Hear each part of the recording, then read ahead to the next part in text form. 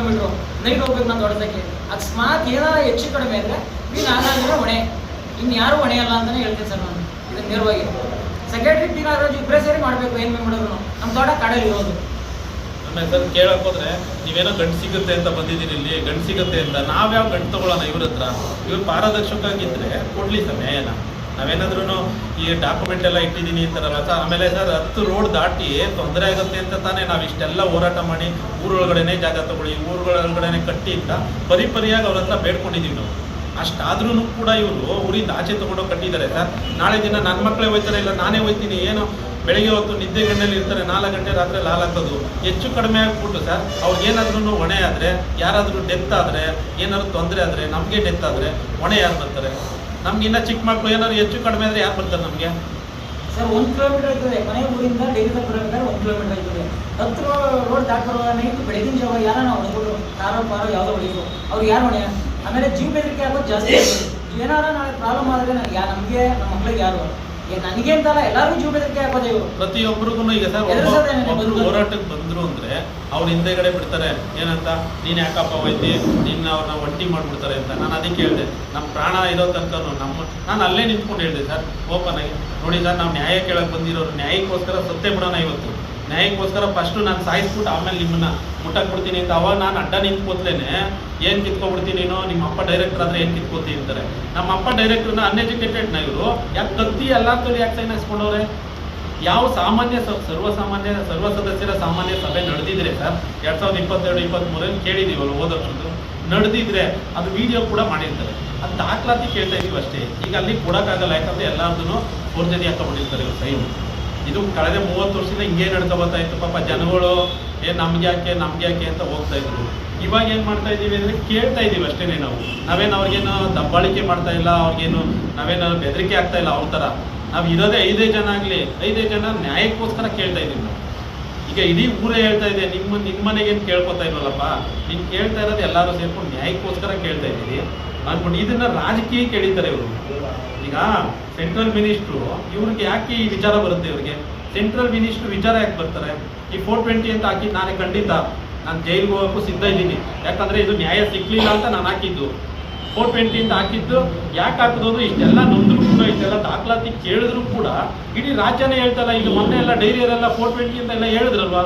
ನಾವೇನಾದ್ರೂ ಅವ್ರನ್ನ 420 ನೀನು ಅಂತ ಆಗ್ಬಿಟ್ಟಿದ್ದೀವಿ. ನಾನು ಹೇಳಿದ್ದು ಹಾಕಿದಿರಿ ಅಂತ ಇಲ್ಲದೆ ಸುಮ್ಮನೆ ಕಿರಿಕ್ ಮಾಡ್ತಾರೆ ಇವರು. ಊರಿಂದ ಆಚೆ ಯಾಕೆ ಕಟ್ತೀರಿ? ಊರೊಳಗೆ ನೀನು ಯಾವನ್ನ ಊರೊಳಗಡೆ ತಿರುಗಿಸ್ಬೇಕು ಅಂತ ಯಾಕೆ ಕಟ್ತೀರಿ? ಸರ್ ಈಗ ನಿಮ್ಮೂರು ಡೈರಿ ಅಧ್ಯಕ್ಷ ಸರ್? ಡೈರಿ ಅಧ್ಯಕ್ಷನಿಗೆ ಆಗಿರೋದು ಪಿ ನಾಗರಾಜ್ ಸರ್. ಎಷ್ಟು ವರ್ಷದಿಂದ? ಕಳೆದ 30 ವರ್ಷದಿಂದ ಅವ್ರು ಡೈರಿ ಅಧ್ಯಕ್ಷರು ಅಂತ ಲೀಸ್ಟೇ ಕೊಡ್ತಾ ಇಲ್ವಲ್ಲ ಸರ್. ನಾವು ಇಷ್ಟೆಲ್ಲ ವಿಚಾರ ತಿಳ್ಕೊಂಡು ಈಗ ಕೇಳ್ತಾ ಇದ್ದಾಗ ಅವ್ರ ಅಧ್ಯಕ್ಷರು ಅಂತ ಬರ್ತಾ ಇದ್ದಾರೆ.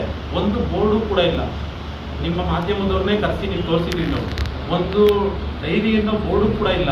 ಇವ್ರು ಇಡೀ ತಾಲೂಕಲ್ಲಿ ಊರೂರಲ್ಲೇ ಈ ಥರ ಮಾಡ್ತಾ ಇದ್ದಾರೆ. ನಂಬರ್ 1 ಡೈರಿ ನಂದು ಏನು ಕಿತ್ಕೊಳಕ್ಕಾಗತ್ತೆ ಅಂದರು. ನಂಬರ್ 1 ಡೈರಿ ಅನ್ನೋಕ್ಕೆ ಇವರು ಬರ್ತಾರ ಸರ್. 1,11,00,000 ಚೇಂಜ್ ಬಂದಿದೆ ರೋಡ್ ದುಡ್ಡು, ಮೇನ್ ರೋಡ್ಗೆ ಅಕ್ವೈರಾಗಿ. ಆ ದುಡ್ಡನ್ನ ಹೊಡೆಯೋಕ್ಕೋಸ್ಕರ ಇವರು ಡೆಪಾಸಿಟ್ ಮಾಡಿದ್ದೀವಿ ಅಂತಾರೆ. ಇವಾಗ ನಾವು ಗಲಾಟೆ ಮಾಡಿದ್ಮೇಲೆ 30 ಲಕ್ಷನ ಹೆಂಗೆ ಇವ್ರು ಹೋಗಿ ಒಬ್ಬರದೇನೋ ಜಮೀನಿದ್ದು ಊರಲ್ಲಿ, ಬೇರೆ ಯಾರ್ದು ಇಲ್ವಾ ಜಮೀನು? ಓಲಿ ನೋಟಿಸ್ ಬೋರ್ಡ್ಗೆ ಹಾಕಿ ಯಾರು ಕೊಡಲಿಲ್ಲ ಅಂದರೆ ನಾವು ಅದಕ್ಕೆ ತಲೆ ಬರ್ತೀವಿ. ಸರಿ ನೀವೆಲ್ಲರಿಗೂ ಹೇಳಿದ್ದೀನಿ ಅಂತ ಯಾವ ನೋಟಿಸ್ ಬೋರ್ಡಲ್ಲೂ ಹಾಕಿಲ್ವಲ್ಲ. ಜಮೀನು ಯಾರಿಗೆ ಬೇಕು ನಾವೇ ಖುದ್ದಾಗಿ ಹಾಲಾಗ್ತಾ ಇದೀವಲ್ಲ. ಹಾಲು ಉತ್ಪಾದಕರಿಗೆ ತಿಳಿಸಿಲ್ವಲ್ಲ ಇವರು. ಆಮೇಲೆ ಕೇಳಿ ಸರ್, ಆಮೇಲೆ ಚುನಾವಣೆ ಅವಿರೋಧ ಅಂತ ಬರ್ತಾ ಇದ್ದಾರಲ್ಲ ಸರ್. ಅವಿರೋಧ ಅಂತ ಬರೋಕ್ಕೆ ಇವ್ರು ಚುನಾವಣೆ ನಡೆಸಿದ್ರೆ ತಾನೇ ಅವಿರೋಧ ಆಗೋದು. 30 ವರ್ಷದಿಂದ ಚುನಾವಣೆ ನಡೆಸಿದ್ರೆ ಇಲ್ಲಿ ನಮ್ಮ ತಂದೆನೂ ಡೈರೆಕ್ಟರ್ ಹಾಕೋಬಿಟ್ಟಿದ್ದಾರೆ. ಅವ್ರಿಗೆ ಗೊತ್ತಿಲ್ಲ ಇದು. ಡೈರೆಕ್ಟರ್ ಹಾಕೊಂಡ್ಮೇಲೆ ನಾವು ಹೋರಾಟಕ್ಕೆ ಕೇಳಿದ್ದು. ಯಾಕೆ ಈಗ ಹಾಕೋತಾರೆ ಅಂದರೆ ಅವರು ಅಳುಗಳು ಓದೋಕ್ಕೆ ಕೇಳ್ಬಿಡ್ತಾರೆ, ಅವ್ರು ಸೈನ್ ಹಾಕಿ ಅಂದ್ರೆ 10 ಪೇಜ್ ಹಾಕ್ಬಿಡ್ತಾರೆ ಅಂತ ಹಾಕೋಬಿಟ್ಟಿದ್ದಾರೆ. ನಾವು ಕೇಳೋಕ್ಕೆ ನಾವು ಒಬ್ಬ ಎಜುಕೇಟೆಡ್ ಆಗಿ ನನ್ನೊಬ್ಬನ ಮನೆಗೆ ಡೈರೆಕ್ಟರ್ ಬೇಡ, ಪ್ರತಿ ಊರಿಗೆ ತೋರಿಸ್ಬಿಟ್ಟು ಚುನಾವಣೆ ಮಾಡಿ ಗೆಲ್ಲನ, ಅವಾಗ ಡೈರೆಕ್ಟ್ ಉಳಿಸ್ಕೊಳ್ಳೋಣ ಅಂದ್ಬಿಟ್ಟು ನಾವು ಯಾವಾಗ ಹೋರಾಟಕ್ಕೆ ಇಳಿದೋ ಕಳೆದ ಒಂದೂವರೆ ವರ್ಷದಿಂದ ಆಮೇಲೆ ನನ್ನ ಮೇಲೆ ಜಿದ್ದುಟ್ಕೊಂಡಿರೋದು ಅವರಿಗೆ. ನಾನು ಆ ಥರ ದುರಾಸೆ ಇದ್ದಿದ್ರೆ ನಮ್ಮಪ್ಪ ಡೈರೆಕ್ಟರ್ ಆಗೋರಿಂದ ಆರಾಮಾಗಿ ಇರ್ಬೋದಾಗಿತ್ತಲ್ಲ. ನಾವು ಕೇಳ್ತಾ ಇರೋದು ಚುನಾವಣೆ ನಾನು ಆಯ್ತೀನೋ ಡೈರೆಕ್ಟ್ರು ಇನ್ನೊಬ್ರು ಆಯ್ತಾರೋ, ಚುನಾವಣೆ ಮಾಡಲಿ ಊರಲ್ಲಿ ಪಾರದರ್ಶಕವಾಗಿ ಚುನಾವಣೆ ಮಾಡಿಸಿ ಗೆದ್ದರೆ ಇವರ ದೊಡ್ಡ ಮನುಷ್ಯ ಅಂತ ನಾವು ಹೇಳ್ತೀವಿ. ಇಲ್ಲ ಅಂದ್ರೆ ಏನಂತೀವಿ ಹೇಳಿ, ಚಿಕ್ಕ ಹುಡುಗನೂ ಆಡ್ಕೊಬಿಡ್ತಾನೆ. ಇದನ್ನ ರಾಜಕೀಯವಾಗಿ ಯಾಕೆ ಎಳಿಬೇಕು? ನಾವು ಕೇಳ್ತಾ ಇರೋದ್ರಲ್ಲಿ ಏನೋ ತಪ್ಪಿದ್ರೆ ಬೇಕಾದ್ರೆ ನಾನು ಅವತ್ತೂ ಕೂಡ ನಿಮ್ಮ ಮಾಧ್ಯಮದ ಮುಂದೆನೇ ಹೇಳಿದೆ, ನಂದು ಏನಾದ್ರು ತಪ್ಪಿದ್ರೆ ಬೇಕತ್ತೊಂದು ಎಸಿಲೇ ನಾನು ಕರೆಕ್ಟಾಗಿದ್ದೀನಿ, ನೀನೇನು ನನ್ನ ಬಗ್ಗೆ ಅಪಪ್ರಚಾರ ಮಾಡೋದು ಅಂತ ಕೇಳಿ. ಇವ್ರು ಏನು ಇಲ್ದೇನೆ ಸುಮ್ಮನೆ ಅಮಾಯಕರನ್ನ ಎದುರಿಸ್ಕೊಂಡು ಕೇಳಕ್ ಬಂದವ್ರನ್ನ ಕಟ್ ಮಾಡ್ತೀವಿ ಬಾಲ ಅಂತಾರೆ. ಏನ್ ಬಾಲ ಕಟ್ ಮಾಡ್ತಾರೆ ಸರ್? ಏನೋ ಹೊಡ್ಸ್ಬಿಡ್ತೀನಿ, ಏನು ಹೊಡ್ಸಕ್ಕಂತ ನಾನು ಸತ್ರು ಕೂಡ ನ್ಯಾಯಕ್ಕೋಸ್ಕರ ಸಾಯ್ತೀನಿ. ನಾನು ಸತ್ರೆ ಕಾರಣ ಇಡೀ ಪಿ ನಾರಾಜನೇ. ಇದು ಇವತ್ತು ಹೇಳ್ತಾ ಇದ್ದೀನಿ, ಏನಾದ್ರು ಹೆಚ್ಚು ಕಡಿಮೆ ಆಯಿತು, ನಾನು ಒಬ್ಬನೇ ಓಡಾಡ್ತೀನಿ, ಏನಾದ್ರು ಹೆಚ್ಚು ಕಡಿಮೆ ಆದರೆ ಅವರೇ ಕಾರಣ. ಏನು ಅನ್ಯಾಯ ಮಾಡ್ತಾ ಇದ್ದಾರೆ ಇದಕ್ಕೆಲ್ಲ ಕಾರಣನೇ ಅವರು. ಇವತ್ತು ಅಷ್ಟು ಜನ ಕರ್ಕ ಬಂದಿದ್ದಾರೆ, 50 ಜನ ಗಲಾಟೆ ಮಾಡಿಸ್ಬೇಕು ಒಬ್ಬನ ಮೇಲೆ 50 ಜನ ಹೊಡೆಯ ಬರ್ಬೇಕಾ ನಮ್ಗೆ? ಕೊಲೆ ಬೆದರಿಕೆ ಎಲ್ಲರಿಗೂ ಆಗ್ತಾ ಇದ್ದಾರೆ, ಈಗ ನನಗೂ ಆಗ್ತಾ ಇದ್ದಾರಲ್ಲ. ಯಾರು ಮುಂದೆ ಅನ್ಯಾಯನ ಪ್ರಶ್ನಿಸಿ ಯಾರು ಹೋಯ್ತಾರೋ ಅವ್ರಿಗೆ ಕೊಲೆ ಬೆದರಿಕೆ ಆಗ್ತವ್ರೆ. ಇಲ್ಲೇ ಇದ್ದಾರೆ ನೋಡಿ ಪಾಪ, ಅವ್ರಿಗೂ ಹೇಳ್ತಾರೆ. ಇಲ್ಲೊಬ್ಬ ಇದ್ದಾರೆ ನಮ್ಮೂರವ್ರು ಅಲ್ಲೇ ನಿಂತಿದ್ದಾರೆ ನೋಡಿ ಎಲ್ಲಾರು.